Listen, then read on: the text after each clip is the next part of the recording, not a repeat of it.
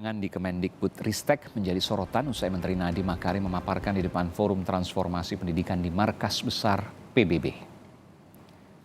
Nadiem menyebut tim bayangan beranggotakan 400 orang di depan PBB. Menurut Menteri Nadiem, tim ini terdiri dari manajer produk, tim perangkat lunak atau software, tim data scientist, dan juga Nadiem menambahkan setiap manajer produk dan timnya memiliki posisi hampir setara dengan Dirjen alias Direktur Jenderal Kemendikbudristek.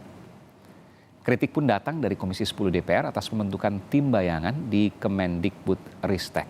Komisi 10 DPR pun membandingkan dengan realitas kondisi pendidikan di Indonesia.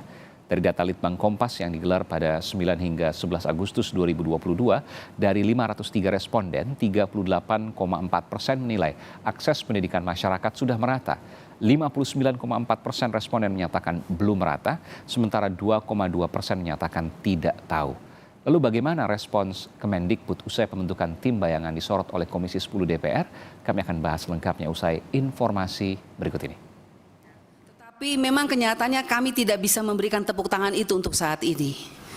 Ya, karena memang kenyataannya yang terjadi di Indonesia itu sangat berbeda dengan apa yang Pak Menteri paparkan di PBB sana. Pertanyaan saya, tim bayangan yang Anda katakan dengan bangganya di sana itu, apa dampak positifnya, apa energi positifnya untuk Indonesia? Kenapa masih banyak persoalan di daerah 3T? Kenapa? Terus 400 orang tim bayangan itu apa kebanggaannya? Coba Anda jelaskan. Termaksud dana transfer ke daerah, saya rasa itu tidak perlu ditutup juga oleh kami anggota Dewan. Karena setelah kami setujui baru dana transfer itu ditransfer. Terus kenapa kami tidak diberi datanya? Supaya kami juga bisa lihat pemerintah daerah kami itu menggunakan APBN itu dengan bertanggung jawab atau tidak. Itu yang kedua. Dana-dana pendidikan, dana BOS, BOP, PAUD. Banyak anak-anak PAUD yang ketika saya turun di bawah orang guru-gurunya ibu kami itu nggak dapat apa-apa Bu Anita, kami hanya capek. Lah, kok di laporannya sekian banyak dananya ya? Mendikbudristek Nadiem Makarim mendapat cecaran pertanyaan dari anggota Komisi 10 DPR, fraksi Partai Demokrat dalam rapat kerja bersama DPR. DPR mempertanyakan adanya tim bayangan di Kemendikbudristek yang dinilai tidak memiliki urgensi. Sebelumnya di hadapan Forum Transformasi Pendidikan Markas Besar PBB New York, Amerika Serikat, Mendikbudristek Nadiem Makarim memaparkan langkahnya membentuk tim bayangan. Menurut Nadiem, tim ini disebut berisi 400 orang untuk memvalidasi kebijakan di kementeriannya. Right now we have 400 product managers, software engineers, data scientists that have created a shadow organization attached to our ministry.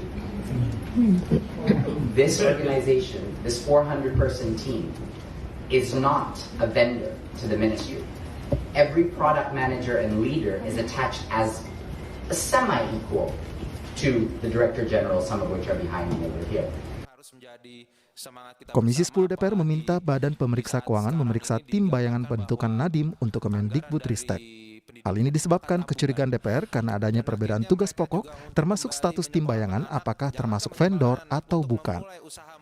Kenapa Komisi 10 kemudian mengejar itu? Karena ini kan pemerintahan, semua ada pakemnya, semua ada aturannya, semua ada regulasinya.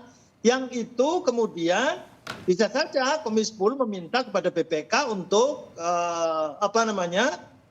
memeriksa dalam hal tertentu, kemudian kalau perlu investigasi.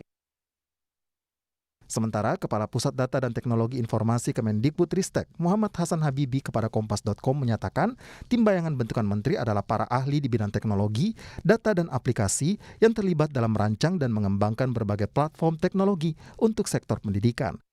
Kritik ke tim bayangan dari Komisi 10 DPR juga terkait dari mana anggaran untuk tim bayangan yang dibentuk. Tim Liputan, Kompas TV.